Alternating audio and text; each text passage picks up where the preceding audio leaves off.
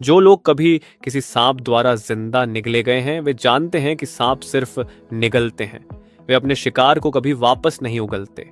और मैंने भी 1 मीटर लंबे ब्लैक मम्बा को निगल लिया था।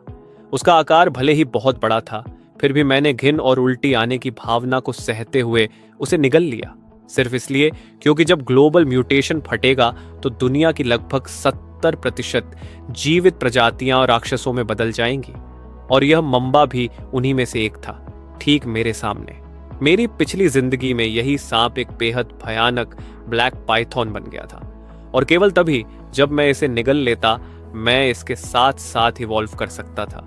इसलिए ग्लोबल म्यूटेशन से 3 घंटे पहले पुनर्जन्म लेने के बाद मैं तुरंत अपने कमरे से भागा और सीधे अपने घर के पीछे वाली पहाड़ी की ओर दौड़ पड़ा, उस माम्बा को पागलों की तरह ढूंढते हुए। इस जीवन में उसकी असली भयानक ताकत के बारे में सिर्फ मैं ही जानता था।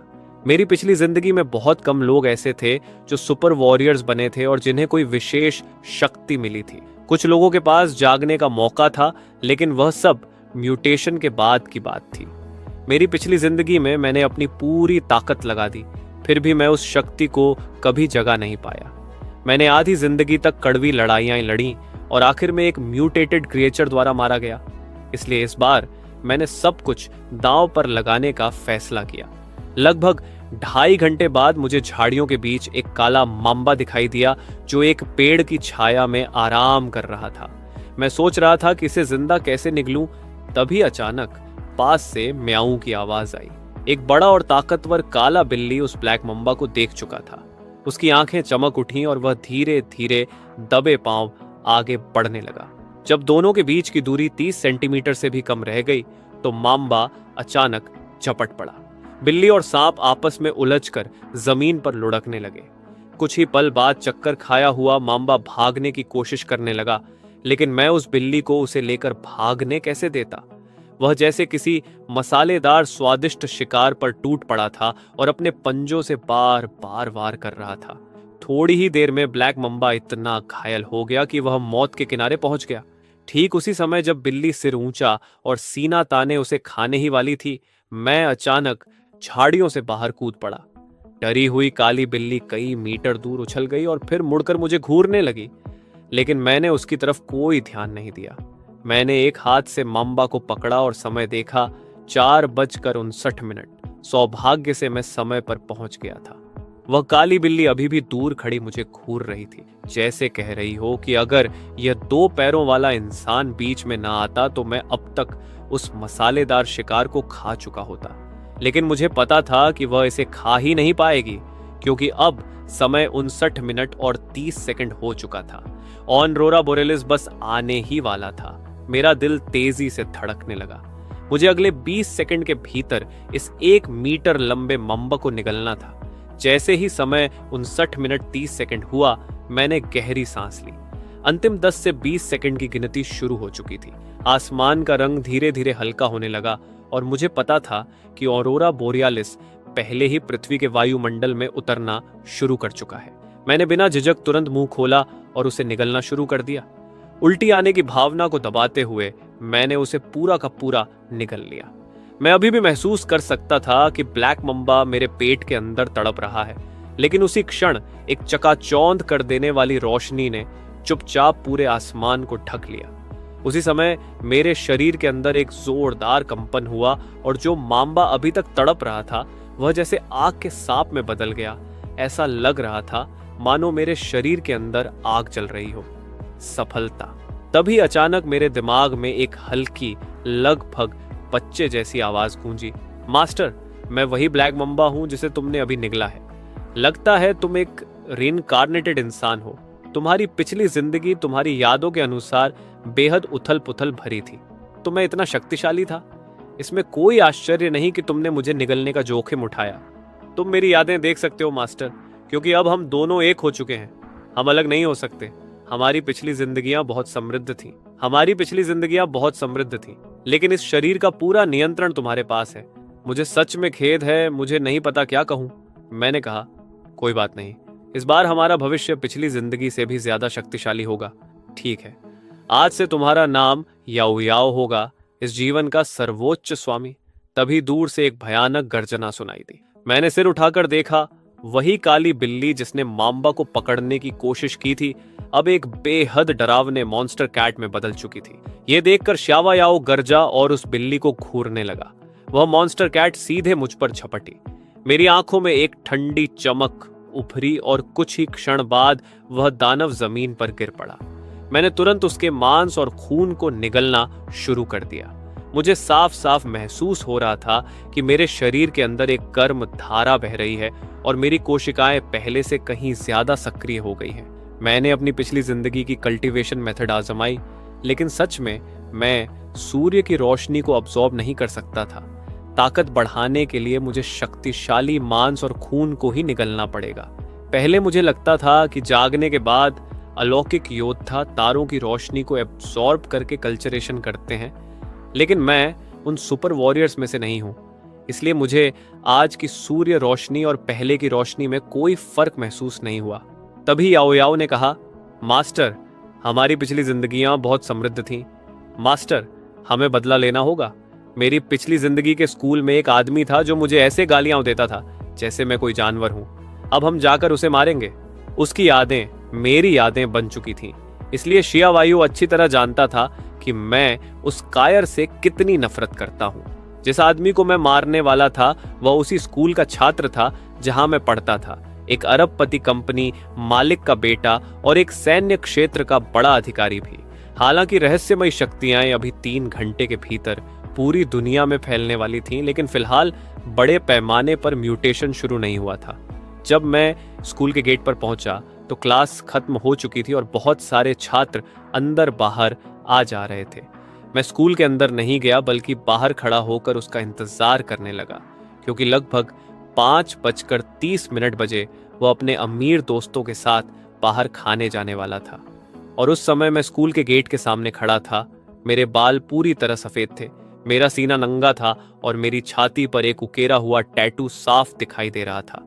मैं तुरंत सबके लिए एक तमाशा बन गया और लोग एक दूसरे से कहने लगे, देखो, जरा उधर देखो। कुछ ही घंटों में तुम्हारे पास रोने के लिए बहुत अच्छे कारण होंगे। थोड़ी ही देर बाद मुझे आखिरकार इस शिकार का असली लक्ष्य दिखाई दे गया। वह स्कूल से बाहर निकला, अपने अमीर दोस्तों के एक समूह के साथ हंसते बातें करते हुए। उसे देखते ही मुझे अपनी पिछली जिंदगी याद आ गई। इन्हीं अमीर लड़कों ने मुझे चारे की तरफ फेंक दिया था ताकि राक्षस मेरी तरफ आकर्षित हो जाए और वे अपनी जान बचाकर भाग सके। उसी घटना में मेरी 3 उंगलियां चली गई थीं और मैं लगभग मर ही गया था। ये याद आते ही मेरे चेहरे पर एक क्रूर मुस्कान उभर आई और मैं तेज कदमों से उनकी ओर बढ़ने लगा। उनमें से एक बिगड़ा हुआ अमीर लड़का मुझे आते देख रास्ता देने का कोई इरादा नहीं रखता था और तिरस्कार भरे लहजे में बोला, तू कौन है? अच्छे कुत्ते रास्ता नहीं रोकते। दूसरे ने मुझे मजाक उड़ाते हुए देखा और कहा, ये पागल आदमी कहां से आ गया? फिर वह मुझे चेतावनी देने लगा। मैंने कुछ नहीं कहा। मैं उसके पास पहुंचा और अपने बाएं हाथ से सीधे उसका गला पकड़ लिया। मेरे चेहरे के भाव इतने ठंडे और डरावने थे कि दोनों बॉडीगार्ड डर से कांप उठे। उनके कदम जो मेरी तरफ दौड़ने वाले थे अचानक वहीं रुक गए, जैसे वे जम गए हों। मैंने पैर उठाया और उनमें से एक को जोर से कुचल दिया। उसने दर्द से एक कराह निकाली और तुरंत बेहोश होकर गिर पड़ा। यह देखकर मेरे चेहरे पर संतोष की मुस्कान आ गई। आखिर मेरी पिछली जिंदगी में बिना किसी सुपर पावर के जागे हुए भी मैं जिलियन अपोकैलिप्स में पूरे 8 साल तक जीवित रहा था। मेरे दिल की अंधेरी परतें बहुत गहरी हो चुकी थीं। तभी एक बॉडीगार्ड ने दांत भींचे और इलेक्ट्रिक बैटन उठाकर मुझ पर झपट पड़ा। मेरे चेहरे पर क्रूर चमक उभरी और मैंने अपनी हथेली से उसे जोरदार थप्पड़ मारा। वह बॉडीगार्ड ऐसे हवा में उछला जैसे किसी पतंग की डोर काट दी गई हो और सीधा दूर जा गिरा। जो छात्र घर लौट रहे थे उन्होंने यह दृश्य देखा तो डर के मारे पीछे हट गए। भाग जाओ, सब के सब भाग जाओ। तुम में से यहां मौजूद सिर्फ कुछ ही लोग 1 घंटे बाद तक जिंदा रह पाएंगे। ऐसी चीजों की चिंता करने का कोई मतलब नहीं। ये कहकर मैं बिना पीछे देखे वहां से चला गया।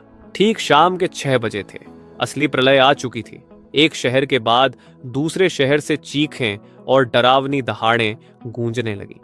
कुछ लोग जो भागने की कोशिश कर रहे थे अचानक उनके मुंह से सफेद झाग निकलने लगा, फिर उनके सिर फट गए और उनके भीतर से खून से लथपथ बेहद भयानक मुंह उगाए जो आसपास मौजूद लोगों को निगलने लगे। जो पेड़ पहले घनी शाखाओं और पत्तों से भरे हुए थे वे अचानक मुरझा गए और गिर पड़े। उनकी जगह भयानक बेलें उगाईं और जैसे ही वे किसी इंसान से टकराती वे उसे लपेटकर तुरंत निगल जाती। उसी समय मैं एक इमारत के 88वें फ्लोर के ऑफिस में खड़ा था। कांच की बड़ी खिड़कियों से पूरी शहर को नीचे देख रहा था। शहर की सड़कों पर तेजी से म्यूटेट होते राक्षस इंसानों के झुंडों का शिकार कर रहे थे। ये बिल्कुल नर्क जैसा दृश्य था और मैं यहाँ इसलिए आया था क्योंकि मुझे सबसे तेज हथियार चाहिए था, ये कटाना। इन घिनौने राक्षसों से नंगे हाथों से लड़ना सच में मुश्किल था।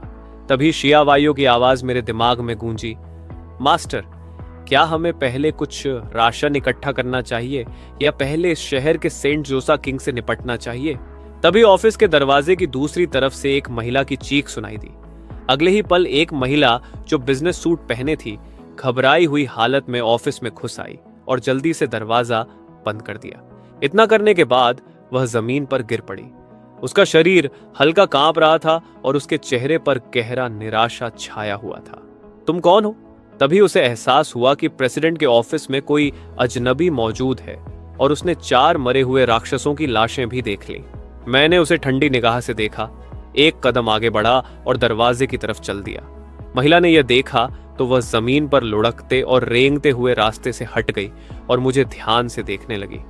उसके दिमाग में तुरंत एक योजना बनी। वह मुझे चारे की तरह इस्तेमाल करके राक्षसों को बाहर खींचेगी और फिर खुद लिफ्ट लेकर भूमिगत गोदाम में भाग जाएगी। रास्ते में वह पहले ही अपने कई सहकर्मियों को बलि चढ़ा चुकी थी।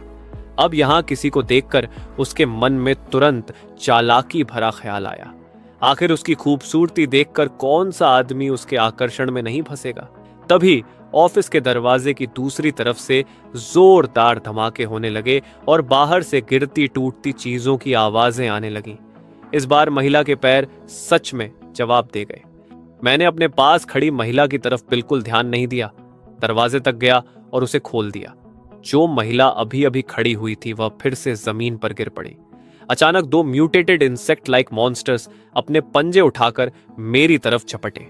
मेरी काटाना म्यान से बिजली की तरह बाहर निकली। एक ठंडी चमक और 2 खून की धारें हवा में उछलीं और अगले ही पल उन दोनों राक्षसों के सिर उनके शरीर से अलग होकर गिर चुके थे। महिला पहले तो स्तब्ध रह गई, फिर उसकी आंखों में उम्मीद की चमक आ गई। वह जल्दी से उठी और मेरी तरफ दौड़ी। मैं तुमसे विनती करती हूँ, मुझे अपने साथ ले चलो। मैंने उसे ठंडी नजरों से देखा और व्यंग्य से हंसते हुए मुड़ गया। वह घबरा कर बोली, बदले में मैं तुम्हारी कोई भी इच्छा पूरी कर दूंगी, बस मुझे अपने साथ ले चलो। वह दौड़कर मेरे पास आई और अपने कपड़े उतारने ही वाली थी। मैंने ठंडे स्वर में कहा, इस अपोकलिप्स में तुम्हारे पास देने के लिए कुछ भी कीमती नहीं है। मैं लिफ्ट के सामने खड़ा हो गया, ग्राउंड फ्लोर का बटन दबाया और उसकी मदद करने से इनकार कर दिया। मैं तो तुम्हें यहीं मरते देखना पसंद करूंगा।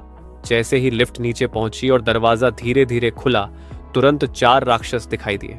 उन्होंने लिफ्ट में इंसान देखते ही उत्साहित होकर दहाड़ लगाई और मुझ पर टूट पड़े। मैंने एक कदम आगे बढ़ाया और अपनी तलवार से उन्हें एक एक करके ऐसे काट गिराया जैसे खेत में खरपतवार काटी जाती है या जैसे तरबूज को चीरना हो। तभी शिया वायु बोला, मास्टर, हम कहाँ जा रहे हैं? क्या हम किसी अंडरग्राउंड गैंग को अपने अधीन करेंगे? आखिर एक आदमी की ताकत सीमित होती है। जिस गिरोह को मैं अपने अधीन करने वाला था उसमें 6 या 7 बेहद शक्तिशाली योद्धा थे। मैं ग्वांतियान बिल्डिंग से बाहर निकल आया। कुछ ही पलों में मैं रात के अंधेरे में गायब हो गया, जबकि शिया वायाओ पीछे छूटे म्यूटेटेड मॉन्स्टर्स की लाशों को निगल रहा था। मेरा पेट जो थोड़ा खाली था वह भी भर गया, क्योंकि जिन राक्षसों को शिया वायु खाता था वह ऐसा था जैसे मैं खुद उन्हें खा रहा हूं। शायद अब मैं सच में पूरी तरह इंसान नहीं रहा। जब से मेरी पीठ पर मौजूद जुड़वां ड्रैगन मुक्त हुए हैं, तब से रास्ते में मिलने वाले म्यूटेटेड मॉन्स्टर्स भी मुझ पर हमला करने की हिम्मत नहीं करते, बल्कि मुझे देखते ही उल्टे भाग जाते हैं। फिर भी भले ही भूख अब गायब हो चुकी थी, लेकिन मुझे अभी भी प्यास लग रही थी। जैसे ही मैं पानी ढूंढने के लिए जाने वाला था, अचानक एक गली की दिशा से तेज गोलियों की बरसात की आवाज गूंज उठी। रात के अंधेरे में दूर कहीं से लगातार फायरिंग हो रही थी। मैं कुछ ही कदमों में उस अंधेरी गली में घुस गया और सीधे उस जगह पहुंच गया जहां से गोलियों की आवाज आ रही थी। सुपरमार्केट के दरवाजे के सामने लगभग 20 या 30 भारी हथियारों से लैस सैनिक चारों तरफ पागलों की तरह गोलियां चला रहे थे। उनके सामने राक्षसों की एक अंतहीन लहर बढ़ती चली आ रही थी। गोलियों की आवाज और राक्षसों की दहाड़ें एक साथ मिलकर भयावह शोर पैदा कर रही थी। लेकिन इतने सारे म्यूटेटेड मॉन्स्टर्स के सामने, जिनमें से कुछ को मारने के लिए दर्जनों गोलियां लगती थीं, ये सैनिक साफ तौर पर घबराए हुए थे। तभी अचानक अंधेरे से एक मोटा और कसकर लिपटा हुआ टेंटेकल बिजली की तरह बाहर निकला और एक ही झटके में 3 या 4 सैनिकों को भेद कर उन्हें सीधे अंधेरे में खींच ले गया। साफ था कि अंधेरे में और भी ज्यादा ताकतवर मॉन्स्टर्स छिपे हुए थे। कप्तान का चेहरा गंभीर हो गया। उसने तुरंत 2 ग्रेनेड्स उस अंधेरे की तरफ फेंके और फिर पागलों की तरह सुपरमार्केट के अंदर की ओर गोली चलाने लगा। सुपरमार्केट के अंदर 100 से ज्यादा बचे हुए लोग एक दूसरे से चिपक कर बैठे थे। बाहर की गोलियों और राक्षसों की चीखों को सुनते हुए उनके शरीर डर से कांप रहे थे। जब ऐसा लग रहा था कि सेना की गोलियां लगभग खत्म होने वाली हैं, तभी उन पर हमला कर रहे मॉन्स्टर्स अचानक रुक गए और फिर धीरे धीरे पीछे हटकर बिखरने लगे। एक सैनिक घबराकर बोला, "यह क्या हो रहा है? क्या कोई और भी ज्यादा भयानक मॉन्स्टर आने वाला है?" कनर का दिमाग डर से सुन्न हो चुका था। वह कांपते हुए अपनी बंदूक अंधेरे की ओर ताने खड़ा था। तभी उन्होंने देखा कि सैकड़ों मॉन्स्टर्स अचानक किनारे हटकर बीच में एक रास्ता छोड़ रहे हैं, जैसे किसी भयानक दुश्मन के लिए रास्ता बना रहे हों। सैनिकों के हाथ जो अपनी बंदूकें पकड़े हुए थे, हल्के हल्के कांपने लगे। इतनी सारी राक्षसी प्रजातियां अगर किसी को रास्ता दे रही हैं, तो क्या वह उनका सबसे शक्तिशाली बॉस नहीं होगा? लेकिन अगले ही पल वे सब स्तब्ध रह गए। वह कोई मॉन्स्टर नहीं बल्कि इंसान जैसा दिखने वाला एक व्यक्ति था। बस उसके पीछे 2 भयानक काले ड्रैगन मंडरा रहे थे। उसके गुजरते समय कोई भी म्यूटेटेड मॉन्स्टर उसे छूने की हिम्मत नहीं कर रहा था। एक सैनिक घबराकर बोला, "यह इंसानी रूप वाला मॉन्स्टर है। तुम इंसान हो या मॉन्स्टर?" मैंने शांत स्वर में जवाब दिया, "मैं दोनों हूं, इंसान भी और मॉन्स्टर भी। मैं तुम्हें नुकसान पहुंचाने नहीं आया हूं, मैं बस थोड़ा पानी लेने आया हूं।" मैं राक्षसों की उस भीड़ को पार करता हुआ सीधे सुपरमार्केट की ओर बढ़ गया। इतने सारे मॉन्स्टर्स और यहां तक कि ड्रैगन का शरीर निगलने के बाद अब गोलियां मेरी त्वचा को भेद भी नहीं सकती थीं। इसलिए मेरे ऊपर तनी हुई 20-30 बंदूकों को मैंने बिल्कुल नजरअंदाज कर दिया। अगर उन्होंने गोली चलाने की हिम्मत की तो मैं उन्हें एक पल में खत्म कर दूंगा। सैनिकों में से कोई फुसफुसाया, "सुना है म्यूटेशन से पहले इसी ने स्कूल के गेट पर एक सिक्योरिटी गार्ड और यंग मास्टर लाइन को मार दिया था। अगर यह सच है तो यह पागल इंसान बिल्कुल मॉन्स्टर जैसा है।" एक सैनिक ने पूछा, "तुम्हारा नाम क्या है?" मैंने ठंडी आवाज में कहा, "तुम लोग ज्यादा सोचो मत, मैं यहां सिर्फ एक बोतल पानी लेने आया हूं।" यह कहते हुए मैं आराम से सुपरमार्केट के अंदर चलता गया। सच में मॉन्स्टर्स को निगलने से पेट तो भर जाता है, लेकिन उससे भयंकर प्यास लगती है। एक सैनिक बोला, "हम यहाँ किसी बहुत महत्वपूर्ण व्यक्ति को बचाने आए हैं।" मैंने हल्की हंसी के साथ कहा, "तो क्या हुआ? क्या इससे मुझे रोका जाएगा? मैं बस एक बोतल पानी लेकर निकल जाऊंगा।" जैसे ही मैं सुपरमार्केट में दाखिल हुआ, वहां मौजूद करीब 100 सर्वाइवर्स मुझे डर से घूरने लगे। मेरा उनसे कोई लेना देना नहीं था। मैं सीधे फ्रिज के पास गया, एक बोतल मिनरल वाटर उठाई और एक ही सांस में पी गया। लेकिन एक बोतल से मेरी प्यास बिल्कुल भी नहीं बुझी। लगातार 20 से ज्यादा बोतलें पीने के बाद जाकर मुझे थोड़ी राहत महसूस हुई। सैनिकों और बचे हुए लोगों की नजरें मुझे ऐसे देख रही थीं जैसे वे किसी मॉन्स्टर को देख रहे हों। जब मैं लगभग 70% संतुष्ट हो गया, तब मैंने पीना बंद किया। तभी अचानक एक आदमी चिल्लाया, "आह, मैं जाग गया!" सबकी नजरें उसकी तरफ मुड़ गईं। उन्होंने देखा कि एक लंबा और दुबला आदमी उत्साह से अपनी हथेली को देख रहा था। उसकी हथेली में 9 शाखाओं वाला काला सितारा चमक रहा था।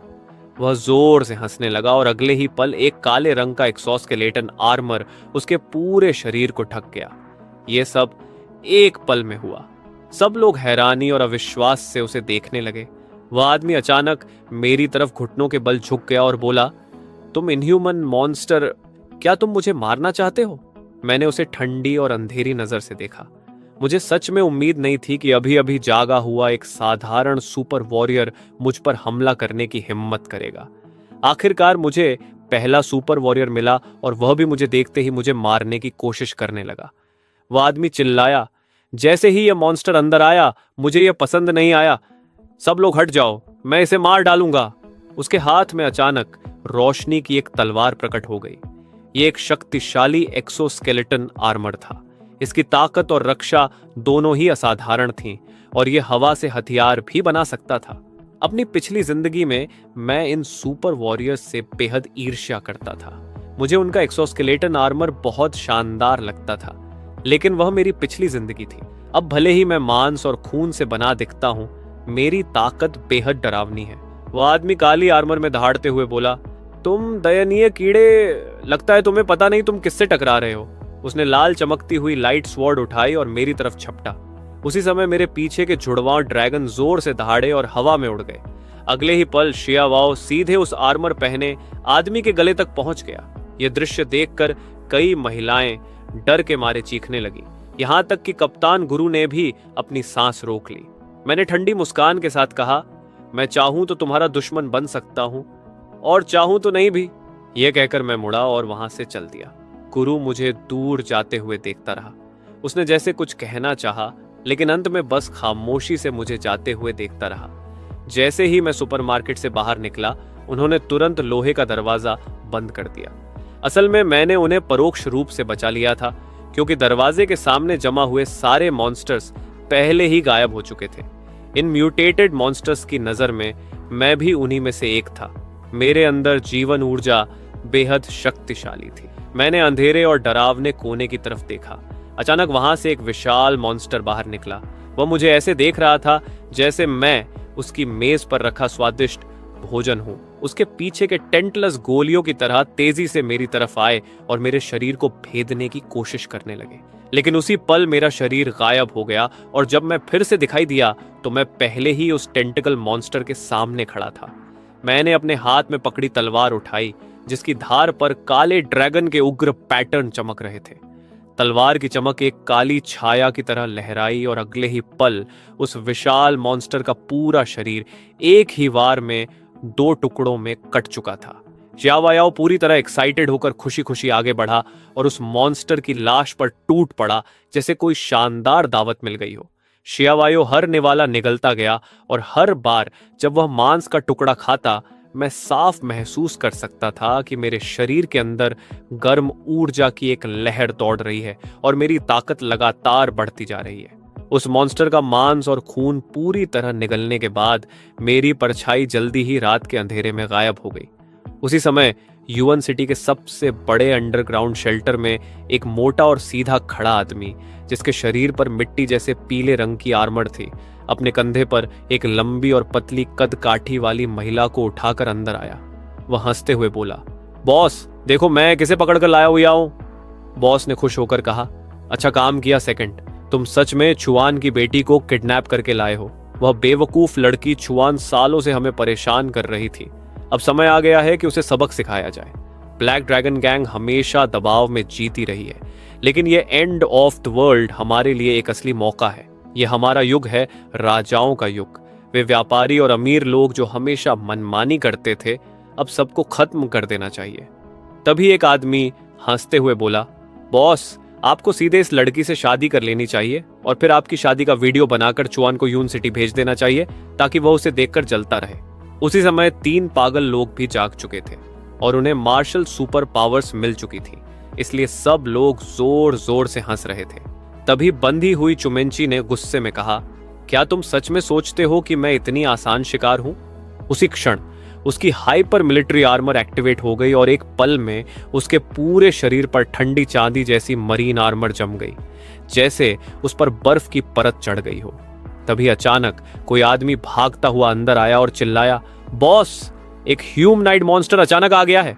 तीसरा मास्टर उसी के हाथों मारा गया। उसी पल एक आदमी जो खून और घावों से भरा हुआ था, बाहर से ऐसे अंदर फेंका गया जैसे किसी ने उसे जोर से उछाल दिया हो। ब्लैक ड्रैगन गैंग के बॉस का चेहरा सख्त हो गया और तुरंत उसके शरीर पर ब्लैक टाइगर आर्मर एक्टिवेट हो गई। उसी समय शहर के बाकी सरगनाओं ने भी अपनी हाइपर मिलिट्री वेपन्स हथेलियों से एक्टिवेट कर दी और उनकी आर्मर के साथ फ्यूज हो गई। सबकी निगाहें दरवाजे की तरफ टिक गईं। तभी मैं बड़े बड़े कदमों से अंदर आया और पूरे हॉल को घूरते हुए देखा। फिर मेरी नजर थोड़ी दूर रखी एक ऊंची चांदी की पानी की टंकी पर जाकर रुकी। मैं बिल्कुल बेफिक्र अंदाज में उसकी तरफ बढ़ा, जैसे मुझे इन लोगों की आर्मर या उनके हथियारों की कोई परवाह ही नहीं हो। मैं टंकी के पास पहुंचा, सिर झुकाया और बड़े बड़े घूंट में पानी पीने लगा। जब तक मेरी प्यास थोड़ी शांत नहीं हुई तब तक मैं पीता रहा। उसके बाद ही मैंने कंटेनर नीचे रखा और उन सभी हाइपर मिलिट्री वॉरियर्स की तरफ देखा। मैंने ठंडी आवाज में कहा, तुम सब एक साथ आ जाओ। अगर हार गए तो तुम सब मेरे नौकर बनोगे। ध्यान रहे नौकर, सबो नॉर्डिनेट नहीं। ये सुनते ही एक आदमी चिल्लाया, कितना घमंडी आदमी है, तू इंसान है या मॉन्स्टर। तभी ब्लैक ड्रैगन गैंग का चौथा नेता मुझ पर हमला करने के लिए आगे बढ़ा। उसकी गति बेहद तेज थी और लगभग पलक झपकते ही वह मेरे सामने पहुंच गया, लेकिन मेरी नजर में वह घोंघे जितना धीमा था। मैंने बचने की कोशिश भी नहीं की, बल्कि सीधे हाथ उठाया और क्रैक की आवाज के साथ उसकी लाइट सोर्ड को हवा में ही पकड़ लिया। उसके बाद मैंने उसे एक जोरदार लात मारी। मेरी ताकत इतनी भयानक थी कि ब्लैक ड्रैगन गैंग के चौथे नेता की आर्मर उसी पल फट गई और उसका शरीर तोप के गोले की तरह उड़ता हुआ दीवार से टकराया और वहीं मर गया। मैंने हल्के से कंधे उचकाए और कहा, ओ हाय, माफ करना, लगता है मैंने अपनी ताकत ठीक से कंट्रोल नहीं की। फिर मैंने बाकी लोगों की तरफ देखा और पूछा, क्या तुम में से कोई और भी मेरी ताकत आजमाना चाहता है? वहां मौजूद सभी लोगों की आंखों में डर साफ दिखाई दे रहा था। कुछ लोग फुसफुसाकर कहने लगे, ये क्या करना चाहती है? इसने हमारे चौथे भाई को इतनी आसानी से मार दिया। अगर हम सब मिलकर भी हमला करें तो भी शायद इसका मुकाबला नहीं कर पाएंगे। मैंने फिर कहा, क्या मैंने अभी नहीं कहा था मेरे सर्वेंट बन जाओ? मेरी पेशेंस की भी एक सीमा है। तुम्हारे पास फैसला करने के लिए 1 मिनट है। तभी किसी ने पूछा, हम ब्लैक ड्रैगन गैंग को तुम्हारी बात क्यों माननी चाहिए? मैंने शांत स्वर में कहा, कारण बहुत सिंपल है। मुझे बाहर जाकर म्यूटेटेड क्रिएचर्स का शिकार करना है और उन्हें निगलना है, लेकिन इसके लिए मुझे बहुत सारा पानी चाहिए। इसलिए मुझे ऐसे लोगों की जरूरत है जो मेरे लिए साफ पानी इकट्ठा करें। अगर यह काम इतना जरूरी ना होता तो मैं पहले ही सबसे बड़े मॉन्स्टर्स को खोजने चला जाता, जैसे मंकी किंग को निगलने के लिए। तभी एक आदमी ने पूछा, अगर हम तुम्हारे सबोर्डिनेट बन जाए तो हमें क्या फायदा होगा? मैंने जवाब दिया, अब से मैं तुम्हारी रक्षा करूंगा और तुम लोग सिर्फ मेरे लिए साफ पानी इकट्ठा करोगे। यह सुनकर ब्लैक ड्रैगन गैंग का आदमी जुहू समझ गया कि उसके पास कोई रास्ता नहीं है, इसलिए उसने बाकी बचे भाइयों के साथ झुककर मेरे सामने सिर झुका दिया और बोला, ठीक है, ब्लैक ड्रैगन गैंग आपकी सेवा करने को तैयार है। तब मेरी नजर शुमेनशी पर गई जो बंधा हुआ था। उसने ठंडे स्वर में कहा, मैं ब्लैक ड्रैगन गैंग का हिस्सा नहीं हूं, चाहे तुम कोई भी हो। मैंने कहा, अब जब तुम यहां हो और तुम भी एक आर्म्ड वॉरियर हो तो तुम्हें मेरा सबॉर्डिनेट बनना होगा। यह सुनकर शूमेन के चेहरे पर कड़वाहट दिखाई दी, लेकिन वह मना करने की हिम्मत नहीं कर सका। मैंने ठंडी आवाज में कहा, अगर तुम भागने की कोशिश करोगे तो मैं तुम्हें दुनिया के किसी भी कोने में ढूंढ लूंगा और जिंदा निकल जाऊंगा। यह कहते ही मेरे पीछे के जुड़वां ड्रैगन जोर से गरज उठे। मैंने मन ही मन सोचा कि अपनी जिंदगी के पहले 18 सालों में से 6 साल मैंने दूसरों के दबाव में बिताए थे, लेकिन अब जब मेरे पास दूसरों की जिंदगी और मौत पर अधिकार है तो यह एहसास सच में बेहद सुखद और अजीब तरह से आनंद देने वाला है। शूमेन को लगा कि यह बात उसी से कही जा रही है, इसलिए वह जल्दी से बोला, मास्टर, मुझे अभी घर जाना है, कृपया मुझे जाने की अनुमति दें। मुझे अपने परिवार की चिंता है और अब जब मेरी सुपर आर्मर जाग चुकी है मैं उन्हें जरूर देखना चाहता हूं। मैंने कहा, ठीक है, आज से यह जगह हमारा हेडक्वार्टर्स होगी। जब तक तुम लोग मेरे लिए पर्याप्त साफ पानी इकट्ठा करते रहोगे मैं तुम्हारी आजादी में दखल नहीं दूंगा। अगर तुम खतरे में पड़ जाओ तो मुझे बुला सकते हो, और अगर संभव हो तो इस अपोकलिप्स में दूसरे आर्म्ड वॉरियर्स को भी यहां लेकर आना। भले ही तुम्हारे पास मेरे जैसा इनविंसिबल मास्टर है, फिर भी ज्यादा लोग होना बेहतर है। शुमानिस ने कहा, तो मैं पहले घर जा रहा हूं, और बिना पीछे देखे वहां से चला गया। उसके जाने के बाद जोस आगे आया और बोला, मास्टर, मुझे लगता है वह वापस नहीं आएगा। मैंने शांत स्वर में कहा, जो मौत ढूंढ रहा हो उसे रोका नहीं जा सकता। ये सुनकर जो के चेहरे पर भी अजीब सा भाव आ गया और वह बोला, मास्टर, आपने इस हालत में भी म्यूटेशन का सामना कर लिया, आप सच में कमाल हैं। कोई भी इंसान गिबन का सामना नहीं कर सकता। मैंने कहा, मेरे लिए एक कमरा तैयार करो, मैं नहाना चाहता हूं। जो तुरंत बोला, मास्टर मेरे साथ आइए। ब्लैक ड्रैगन गैंग में 100 से ज्यादा सदस्य थे, लेकिन उनमें से ज्यादातर मॉन्स्टर्स में बदल चुके थे। कुल मिलाकर केवल कुछ ही आर्म्ड वॉरियर्स बचे थे। अभी उनमें से 2 मर चुके थे और इसके अलावा भी कुछ लोग ऐसे थे जो अभी भी तलाश में थे। बाहर गए हुए कई लोग प्रोविजंस लेने निकले थे और अब तक वापस नहीं लौटे थे। पूरी सिटी में हर जगह इंसान और गिबियन मॉन्स्टर्स के बीच भयानक लड़ाई चल रही थी। यहां तक कि सुपर आर्मर्ड वॉरियर्स भी मौत से सुरक्षित नहीं थे, खासकर अगर उनका सामना किसी असली गिबियन टाइप से हो जाए। इन गिबियन मॉन्स्टर्स के बीच भी अलग अलग कैटेगरीज होती हैं।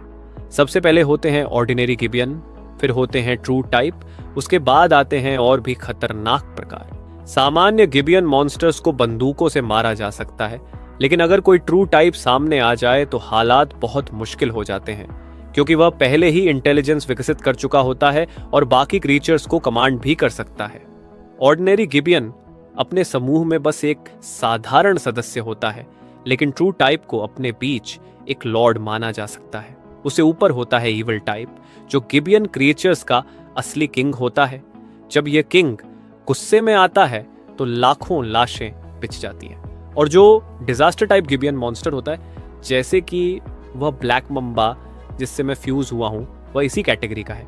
वही असली सुप्रीम ओवरलॉर्ड है, एक ऐसी एग्जिस्टेंस जिसके सामने प्रैक्टिकली कोई नेचुरल एनिमी नहीं होता। अगर किसी डिजास्टर लेवल क्रीचर का जन्म हो जाए तो वह इंसानों के लिए एक्सटिंक्शन जैसी कैटास्ट्रोफी बन जाता है। अपनी पिछली जिंदगी में मैंने देखा था कि एक शेल्टर जहां करीब 10 लाख सर्वाइवर्स रह रहे थे, उसे सिर्फ एक डिजास्टर लेवल गिबियन क्रीचर ने पूरी तरह खत्म कर दिया था। ह्यूमैनिटी के काउंटलेस सुपर आर्मर्ड वॉरियर्स मारे गए या बुरी तरह घायल हो गए थे, तब जाकर किसी तरह उसे पीछे हटाया जा सका था। लेकिन डिजास्टर लेवल मॉन्स्टर्स के बीच भी ताकत और कमजोरी का फर्क होता है। जिस ब्लैक ड्रैगन लिनिएज से वह ब्लैक माम्बा आता है, जिससे मैं फ्यूज हुआ हूं, उसे डिजास्टर टाइप गिबियन का एब्सोल्यूट सुप्रीम लॉर्ड माना जाता है। ऐसी एग्जिस्टेंस जिसे न तो गिबियन क्रिएचर्स और न ही ह्यूमन सुपर आर्मर्ड वॉरियर्स सच में खतरा पहुंचा सकते हैं। इस समय 10 से ज्यादा सुपर आर्मर्ड वॉरियर्स बाहर की दुनिया के आसपास मॉन्स्टर्स को साफ करने में लगे हुए थे, लेकिन गिबियन मॉन्स्टर्स लगातार एक दूसरे से भी लड़ रहे थे। उनके सामने जो वॉरियर था, उसकी आर्मर असल में हेवी आयरन आर्मर थी और वह अपने हाथ में एक भारी हेल्बर्ट पकड़े हुए था। वह मॉन्स्टर होर्ड के बीच घुसकर रास्ता साफ करता जा रहा था और लगभग कोई भी गिबियन मॉन्स्टर उसके वार को रोक नहीं पा रहा था। तभी किसी ने कहा, कैल्डेरॉन, यह तरीका काम नहीं करेगा। यहाँ मॉन्स्टर्स बहुत ज्यादा हैं, हम सबको खत्म नहीं कर सकते। भाइयों की स्टैमिना भी खत्म होने लगी है। बेहतर होगा कि पहले मंगोन अंडरग्राउंड शेल्टर में वापस लौट जाए। वह आदमी असल में अपनी बेटी का इंतजार कर रहा था। वह यहां तक इसलिए आया था ताकि बिल्डिंग के आसपास के मॉन्स्टर्स को खत्म कर सके, क्योंकि उसे उम्मीद थी कि उसकी बेटी वापस लौट आएगी। लेकिन शायद वह किसी मॉन्स्टर के मुंह में मर चुकी थी। तभी जब आयरन आर्मर पहने आदमी रिट्रीट का आदेश देने ही वाला था, अंधेरी रात में अचानक बर्फ और बर्फानी चमक वाली आर्मर पहने एक महिला प्रकट हुई। उसके हाथ में आइस स्नो बो था और हर बार जब वह अपना धनुष खींचती, कई आइस एरोज एक साथ निकलते। उसने कहा, पिता, मैंने आपको ढूंढ लिया। समांची बड़ी मुश्किल से लड़ते हुए वापस आई थी। उन सब ने सुपर मिलिट्री आर्मर्स पहन रखी थी, इसलिए शुरू में उन्हें पता ही नहीं चला कि सामने कौन है। वह अंडरग्राउंड बॉक्सिंग क्लब से सावधानी से लौट रही थी और उसकी हालत थोड़ी थकी हुई थी। उसके पिता ने कहा, तो तुम सच में एक सुपर आर्मर्ड वॉरियर बन गई हो और वापस भी आ गई। यह सुनते ही आयरन आर्मर वाले आदमी ने तुरंत रिट्रीट का आदेश दिया। वह महिला पीछे रहकर उनकी रिट्रीट को कवर करती रही और आखिर में सबसे अंत में बिल्डिंग के अंदर दाखिल हुई।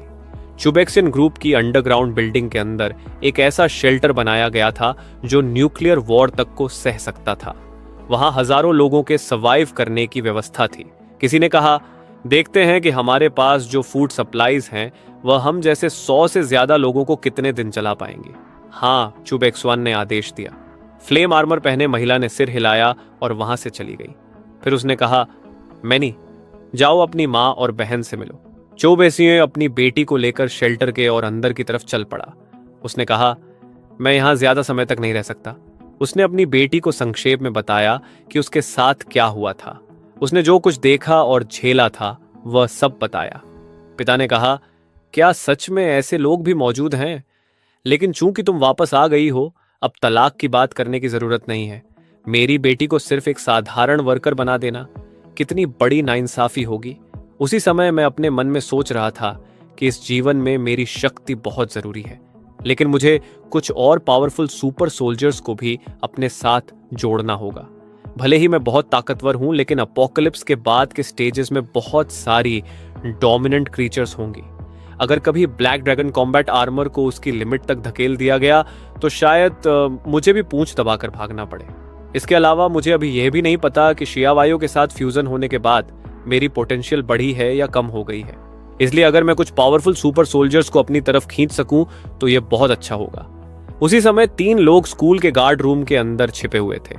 उनमें से एक ने अजूरा आर्मर पहनी थी, दूसरे ने ब्लैक रेवन आर्मर और तीसरे ने फायर बर्ड आर्मर। ये तीनों उस हाई स्कूल के सबसे ताकतवर लोग थे। उनमें से एक ने बाहर गेट पर खड़े सफेद बालों वाले आदमी को पहचान लिया। उसने कहा, उन्होंने तुम्हारा नाम भी लिया है। तुम कैसे नहीं पहचानोगी? लगता है वो कोई असली गिबियन मॉन्स्टर नहीं है। फिर उसने पूछा, क्या तुम उससे मिलना चाहती हो? उसने कहा, तुम लोग यहीं इंतजार करो, मैं जाकर उससे मिलती हूं।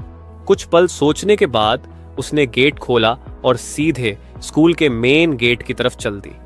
मैंने हल्की मुस्कान के साथ कहा, क्या तुम मुझे पहचानती हो? क्या तुमने मेरे बारे में सुना है? कैसा रहेगा अगर तुम अपने स्कूल के सभी सुपर वॉरियर्स को मेरे साथ आने के लिए मना लो? उसने जवाब दिया, तुम खुद भी तो सुपर वॉरियर नहीं हो, फिर तुम इतने शक्तिशाली कैसे हो सकते हो? उसके हिसाब से यह बात बहुत ही अजीब थी। सिर्फ अपनी फिजिकल स्ट्रेंथ से वह 3 सिर और 6 हाथों वाले गिबियन मॉन्स्टर को हरा सकता था।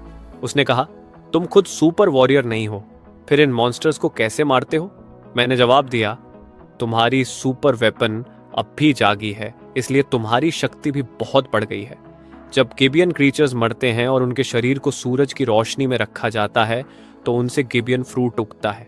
अगर तुम उसे खाओ तो तुम्हारी सुपर वेपन्स की पावर बढ़ सकती है। मुझे अभी सिटी ऑफ क्लाउड्स की तरफ जाना है। जब मैं कल वापस आऊंगा तब तुम्हें उन फ्रूट्स को कलेक्ट करने ले जाऊंगा। यह कहकर मैं ज्यादा देर रुका नहीं। रात काफी हो चुकी थी। अगर मैं उस मंकी किंग को तीसरे स्टेज तक इवॉल्व होने दूंगा तो उसे संभालना थोड़ा मुश्किल हो जाएगा। जब वह मेरी परछाई को रात में गायब होते हुए देख रही थी, उसकी आंखों में चमक आ गई और उसने धीरे से कहा, यह आदमी आखिर है कौन?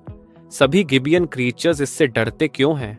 जैसे ही मैं उस इलाके से दूर गया, आसपास के गिबियन क्रीचर्स फिर से धीरे धीरे उस क्षेत्र की तरफ आने लगे। तभी शियावायो ने कहा, मास्टर, हम तो अपने दम पर भी जी सकते हैं, इतने लोगों को रिक्रूट करने की क्या जरूरत है? शियावायो ने पूछा। मैंने शांत होकर जवाब दिया, शियावायो, तुम्हारी पिछली जिंदगी में तुम्हारा घमंड ही तुम्हारी सबसे बड़ी गलती था। तुमने सभी जीवों को तुच्छ समझा और उसी वजह से तुम्हें ओशन के 5 मास्टर्स ने घेर लिया था। तुमने उनमें से 2 को मार तो दिया था, लेकिन खुद की जान बचाकर भागना भी मुश्किल हो गया था। सूरत, जिसकी सुपर वेपन अभी जागी है, वह सेंट रैंक में आता है, जो कैलेमिटी लेवल के बराबर माना जाता है। वह भविष्य में ह्यूमैनिटी के पिलर्स में से एक बनने वाला है। भले ही वह तुम्हारी पिछली जिंदगी जितना शक्तिशाली नहीं है, लेकिन वह कोई साधारण सहायक भी नहीं है। उसी समय अचानक एक गिबियन मॉन्स्टर मेरे रास्ते में आकर खड़ा हो गया। बाकी सारे गिबियन मॉन्स्टर्स मुझे देखकर ऐसे भाग गए जैसे बाघ के सामने खरगोश भागते हैं, लेकिन जो क्रीचर मेरे सामने खड़ा था वह वास्तव में कोई साधारण मॉन्स्टर नहीं था। वह एक व्हाइट फॉक्स था जिसकी बॉडी का आकार पानी के भैंसे से भी बड़ा था और उसके पीछे 9 पूंछें थीं। मैंने कहा, तुम्हारी लिनिएज सच में बहुत रेयर है, 9 टेल्ड व्हाइट फॉक्स। तभी उस व्हाइट फॉक्स के शरीर से एक तेज रोशनी निकली और वह तुरंत एक ऐसी महिला में बदल गई जिसके पीछे अभी भी एक फॉक्स टेल थी। शायद क्योंकि मैं खुद अब एक ड्रैगन लाइनेज का हिस्सा बन चुका था, इसलिए वह भी अपने असली रूप से ह्यूमन फॉर्म में आ गई थी। उसने कहा, भाई, मैं तुम्हें सलाह देती हूं कि इस मामले में मत पड़ो। ये किंग इस फॉक्स को चाहता है, इसलिए रास्ते से हट जाओ।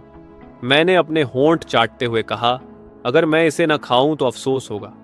असल में वह रैट किंग लेवल 3 का मॉन्स्टर था। तभी मैंने कहा, छोटे, अटैक करो। शवायों से मैंने कहा, ब्लैक ड्रैगन भाई, इस कीड़े को मुझे छोड़ दो। तुम उस रैट किंग को खत्म करो, मैं बाद में तुम्हारे पास आ जाऊंगा। वह व्हाइट फॉक्स सामने आ रही रैट मॉन्स्टर्स की पूरी हॉर्ड के सामने खड़ी हो गई। मैंने कहा, सिर्फ एक फॉक्स के लिए इतना लड़ना जरूरी है क्या? लेकिन उसने जवाब दिया, बहुत बातें मत करो, आओ लड़ो। उसी पल मैंने जोर से जमीन पर पैर मारा और आगे छलांग लगा दी। मेरे हाथ का कटाना तुरंत म्यान से बाहर निकल आया और उसकी ब्लेड पर भयानक ब्लैक ड्रैगन ऑरा लिपट गई। रैट किंग गुस्से से दहाड़ा, तुम मौत ढूंढ रहे हो? उसका घमंड उसे भागने नहीं दे रहा था। अगले ही पल ड्रैगन और रैट का सीधा टकराव हुआ। मेरी ब्लेड और उसकी क्लॉज टकराई और धातु जैसी जोरदार आवाज गूंजी। पहले ही टकराव में रैट किंग कई मीटर पीछे जा गिरा और उसकी छाती पर गहरे घाव पड़ गए। मैंने एक भारी दहाड़ लगाई और अपने अंदर मौजूद ब्लैक ड्रैगन की पूरी शक्ति को इकट्ठा किया। सिर्फ 1 सेकंड में मैंने 5 बार वार किया। 5 भयानक सोर्ड फ्लैशेस हवा को चीरते हुए निकले। रैट किंग घबराकर पलटा और उन्हें रोकने की कोशिश की। उसी पल मैंने अपनी सोर्ड फिर आगे धकेल दी। वो अपने घावों की परवाह किए बिना बस भागने की सोच रहा था। उसी समय व्हाइट फॉक्स बाकी मॉन्स्टर्स को खत्म कर रही थी। रैट किंग हम दोनों को देख रहा था। व्हाइट फॉक्स जाना चाहती थी, लेकिन फिर उसने रुकने का फैसला किया। वह सोच रही थी कि अगर वह अब भी भाग गई तो शायद अगली बार मिलने पर ब्लैक ड्रैगन उससे नफरत करेगा। इतने भयानक दुश्मन को बनाना समझदारी नहीं होगी। जैसे ही व्हाइट फॉक्स ने बाकी मॉन्स्टर्स खत्म किए, रात के अंधेरे में एक परछाई आगे बढ़ी। वह मैं था। मैंने रैट किंग को निगल लिया था और मेरी ऑरा पहले से कहीं ज्यादा शक्तिशाली हो चुकी थी। अब मैं लेवल 3 पर पहुंच चुका था। व्हाइट फॉक्स ने कहा, मुझे पता था कि आपने लेवल अप कर लिया है, महान ब्लैक ड्रैगन। उसने मेरी जान जोखिम में डालकर उसकी मदद की थी, इसलिए वह काफी प्रभावित थी। वह जाने ही वाली थी, लेकिन मैंने उसे सिर से पैर तक देखा और महसूस किया कि यह फॉक्स डीमन सच में बहुत आकर्षक है। मुझे वह पसंद आ गई। मेरे दिमाग में थोड़े अजीब और शरारती ख्याल आने लगे। मैंने मन ही मन सोचा, क्या यह ड्रैगन नेचर की वजह से है? मुझे ह्यूमन विमेन के लिए कभी कोई खास भावना नहीं हुई, लेकिन इस मॉन्स्टर लाइक क्रिएचर को देखकर अचानक एक अजीब इच्छा पैदा हो रही थी। मैंने तुरंत सारा दोष शियावायाओ पर डाल दिया। शियावायाओ ने हंसते हुए कहा, तुम्हें बिल्कुल शर्म नहीं है ब्लैक ड्रैगन भाई, हर चीज के लिए मुझे ही दोष देते हो। मैंने कहा, तो अब से तुम मेरे साथ चलो। व्हाइट फॉक्स ने हल्के से होंठ काटे और बोली, ठीक है, मैं अब से आपका पीछा करूंगी। मैंने कहा, चलो मैं तुम्हें एक जगह ले चलता हूं। वह तुरंत मेरे पीछे चलने लगी। थोड़ी देर बाद उसे लगा कि शायद वह गलत समझ रही थी, इसलिए वह तेजी से मेरे पास आकर बोली, ब्लैक ड्रैगन भाई, हम कहां जा रहे हैं? मैंने कहा, अब हमें बड़े टारगेट्स का शिकार करना चाहिए। छोटे मॉन्स्टर्स मारने से कुछ हासिल नहीं होगा। मुझे एक जगह पता है जहां कम से कम 30 क्रीचर्स हैं। वे आयरन स्पिरिट्स हैं और उनमें से एक उनका आयरन मंकी किंग है जो हायर लेवल स्पिरिट है। हम पहले उन्हें निगलेंगे। मैं इतनी तेज दौड़ रहा था कि मेरी स्पीड लगभग साउंड स्पीड के बराबर थी। मैंने कहा, आज रात हमें अपनी ताकत बढ़ानी होगी। तभी व्हाइट फॉक्स बोली, लेकिन ब्लैक ड्रैगन भाई, वह जगह अब एक बहुत बड़ा रिफ्यूज बन चुकी है। मैं एक पल के लिए चौंक गया। मेरी जानकारी के अनुसार उस इलाके में किसी रिफ्यूज का निर्माण नहीं होना चाहिए था। उसने कहा, मैं अभी वहीं से आई हूं। वहां एक फोर्ट्रेस टाइप रिफ्यूज है। ऊपर आसमान तक फैली हुई इलेक्ट्रिक ग्रिड है और करीब 200 मीटर ऊंची दीवारें हैं। अंदर घुसना लगभग असंभव है। मैंने सोचा, क्या कोई और भी मेरी तरह रिकार्डिनेटेड है, और वह भी बहुत बड़े फाइनेंशियल रिसोर्सेज वाला?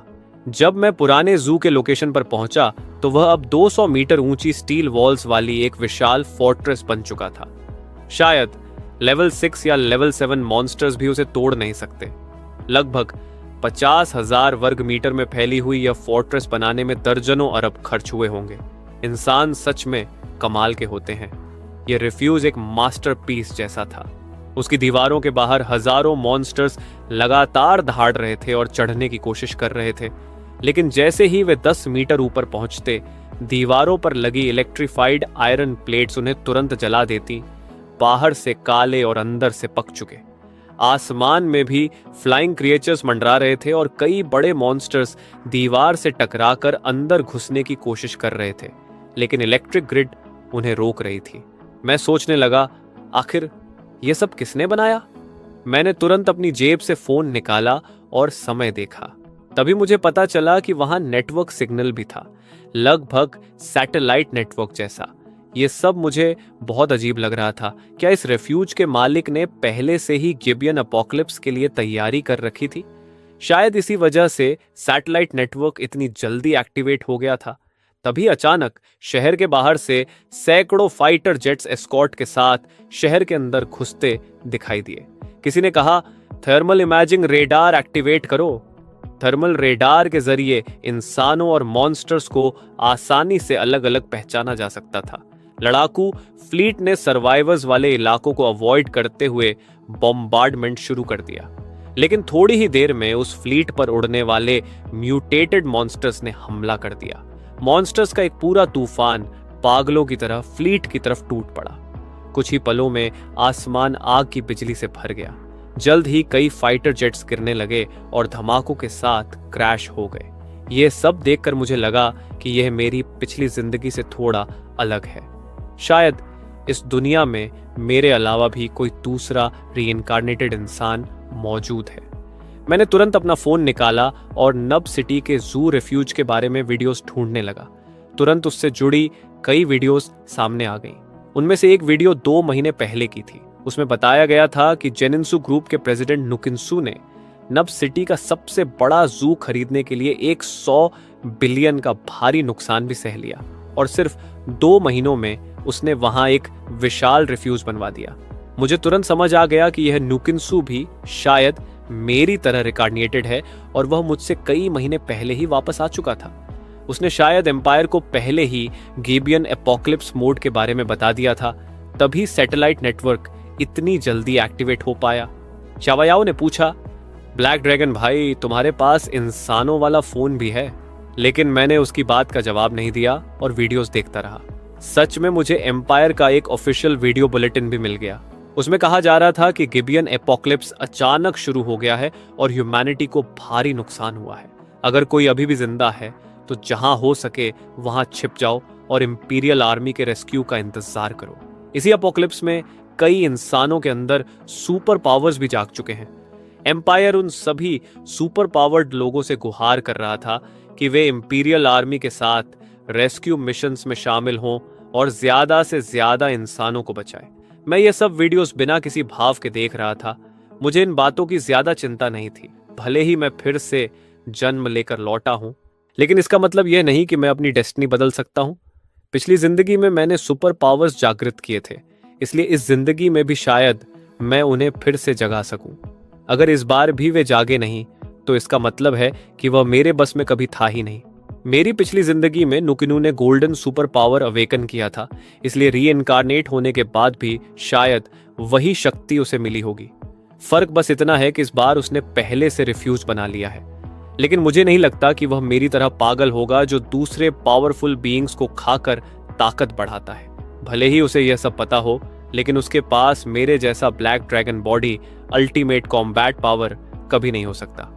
तभी शियावायो बोला, ब्लैक ड्रैगन भाई, चलो अब हम भी मॉन्स्टर्स खाकर और मजबूत बनते हैं। हम इस रिफ्यूज के अंदर तो जा नहीं सकते। तभी उस रिफ्यूज का भारी आयरन गेट जोरदार आवाज के साथ खुल गया।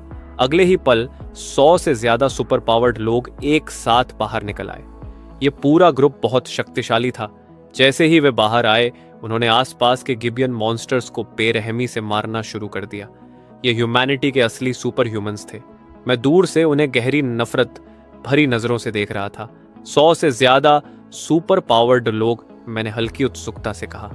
शियावायो चुपचाप सब देख रहा था।